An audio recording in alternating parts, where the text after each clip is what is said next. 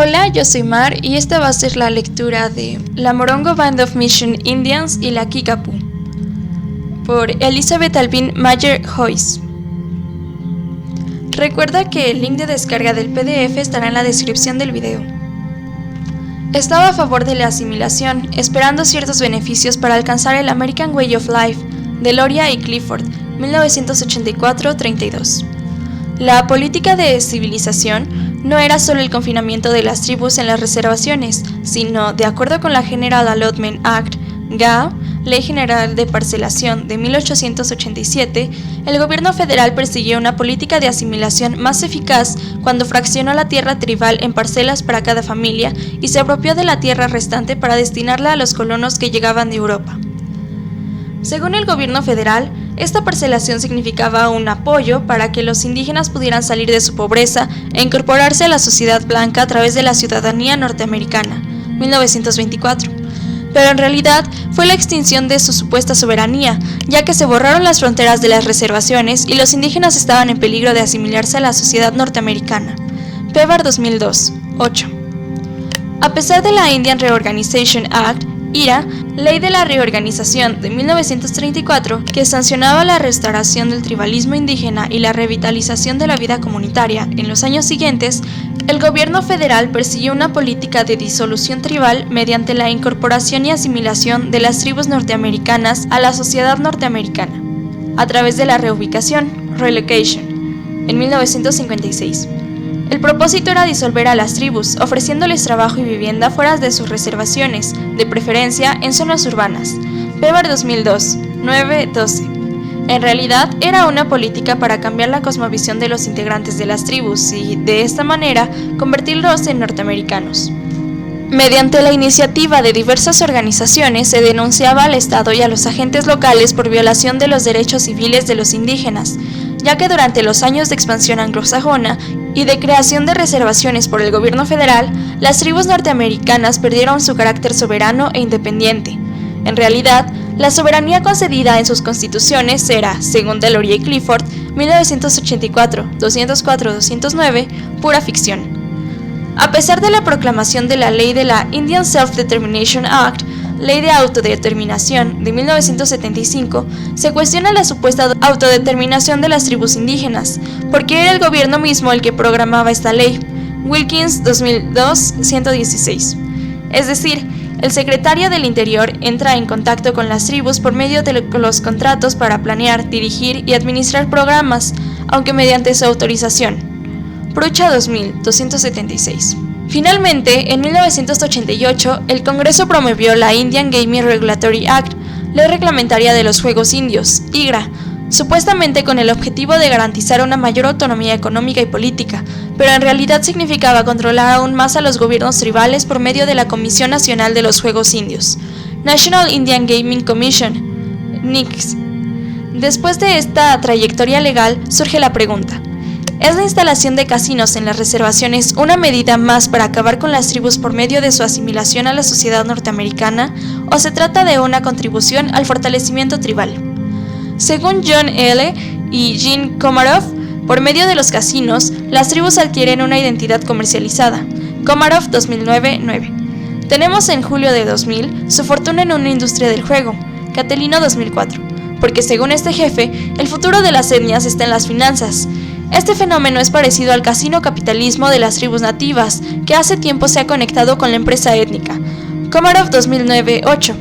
Por lo tanto, se considera que las naciones étnicas deben disfrutar del mundo moderno, asimilarse al negocio y al mercado y manejar su simbología en el mundo material.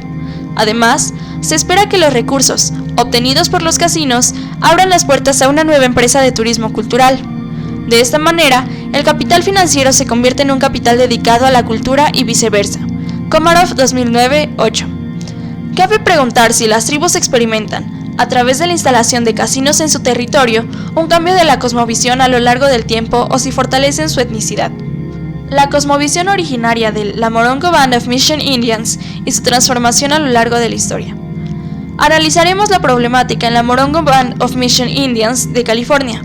Se trata de una tribu, originalmente de cazadores y recolectores que comprenden diferentes etnias: los cahuilla, los serrano y los cupeño, todos parten de la familia lingüística yuto-azteca del norte o Shoshonean. Esta tribu adquiría posteriormente un carácter empresarial con ingresos millonarios, gracias a la instalación de un casino hotel de lujo en su reservación, aunque a costa de la pérdida de su cosmovisión y tradiciones originarias.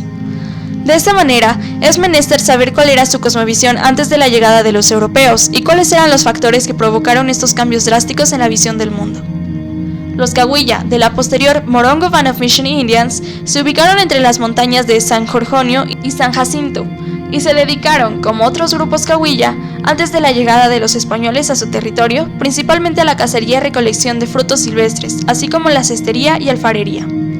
Según Lowell John Bean, 1974, 2935, los Cahuilla, organizados en clanes y moyetíes, mitades, Wilcat y Coyote, manejaron un estilo de sobrevivencia de excelencia que se basaba en ayuda mutua, respeto y responsabilidad de los miembros del grupo, porque el ambiente natural era extremadamente hostil debido a las variaciones en las temperaturas y tempestades climáticas de sequías, inundaciones, terremotos e incendios.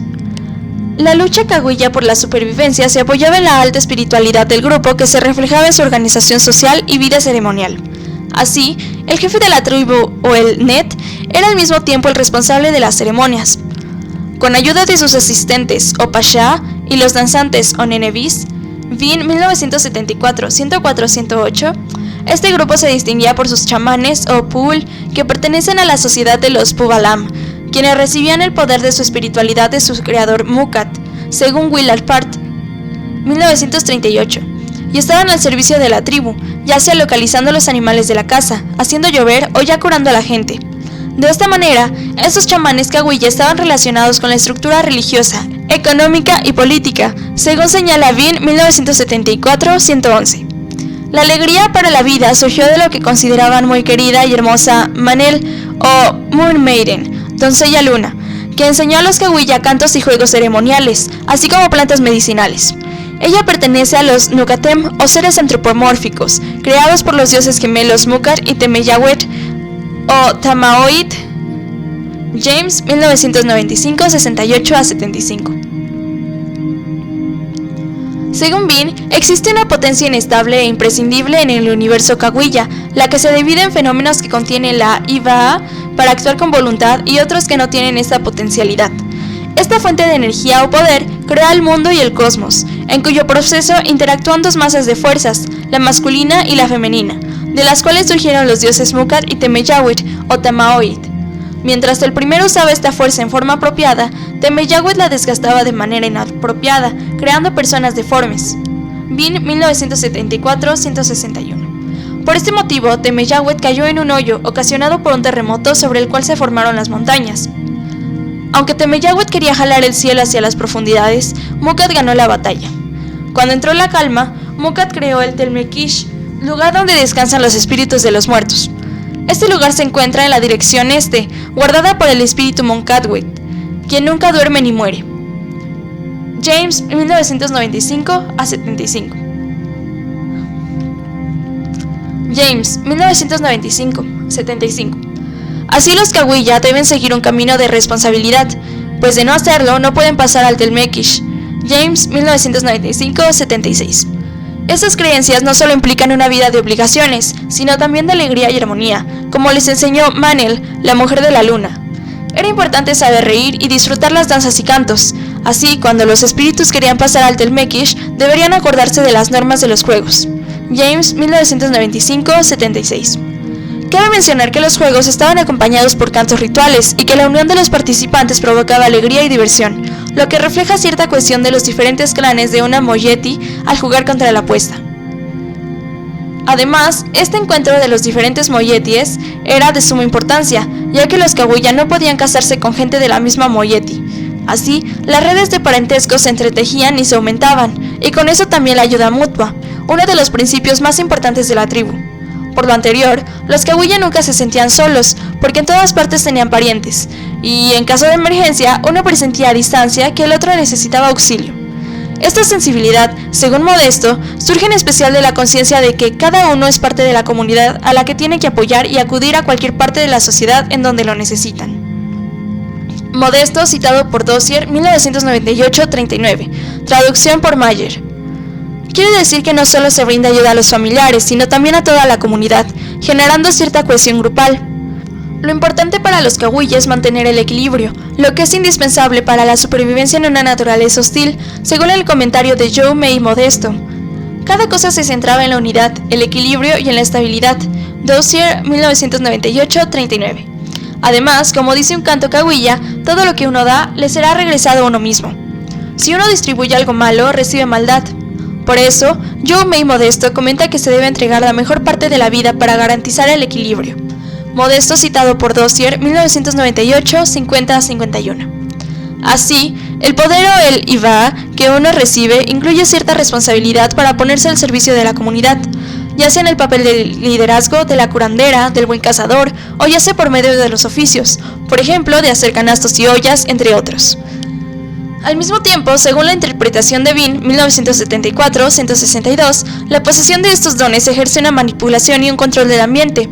Por ejemplo, los rituales pueden provocar lluvia y por tal motivo una comida abundante, así como una cacería exitosa, la curación de una enfermedad o cualquier otra cosa. Bean, 1974-162. La penetración de los europeos del territorio cahuilla provocó un cambio drástico en la cosmovisión de la tribu.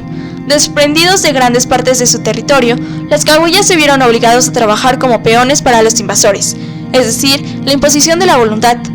Max Weber, 1985-28. De los colonizadores en las tribus norteamericanas cambió su estructura económica y política de estos últimos, lo que también trajo consecuencias en la superestructura jurídico-política. Gramsci, citado por Portelli, 1980, 45-46. Sobre todo cuando se da una asimetría de poder entre estos pueblos y el poder colonial. Bustamante, 1989, 11-14. En 1810, en el periodo español, misionarios españoles de la congregación franciscana pertenecientes a la misión San Gabriel, al este de Los Ángeles, se establecieron en el rancho Guachama, ubicado en el valle de San Bernardino, 7 millas, 11.2 kilómetros al este de Politano. Su administrador, llamado Carlos García, era encargado del rancho y de la irrigación del campo mediante la construcción de diques. Meltzer y Doody, 2011, 1-3.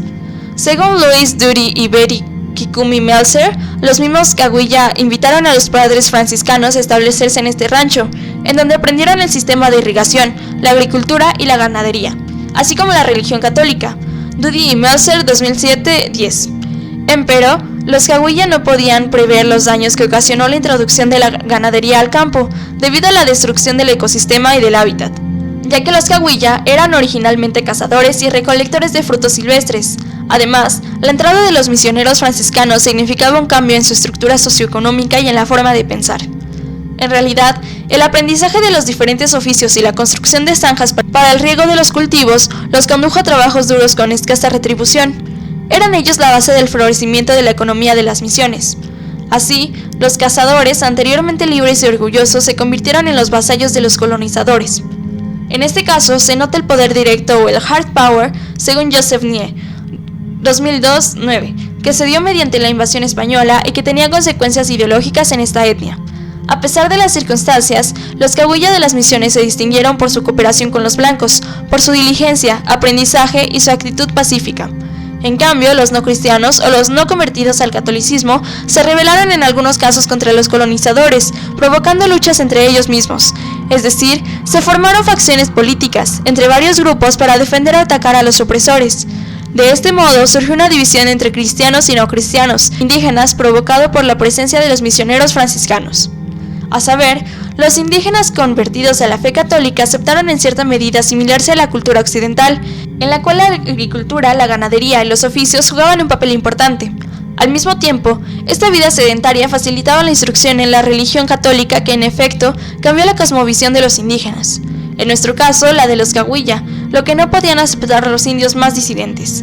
Harley, 1994, Beatty y Beatty, 1939-31. En el periodo mexicano que empezó al independizarse de España y que marcaba la vida de los cahuilla a raíz de la secularización de las misiones californianas de 1831 a 1834, las condiciones laborales no mejoraron porque los mayordomos mexicanos redujeron drásticamente la tierra india, practicando una política familiar, en donde no hubo lugar para los cahuilla. solo servían como peones al ser expulsados de las extensas propiedades de las misiones, porque en el momento en que estas fueron secularizadas, llegaron a manos de mexicanos y españoles, y las mejores tierras.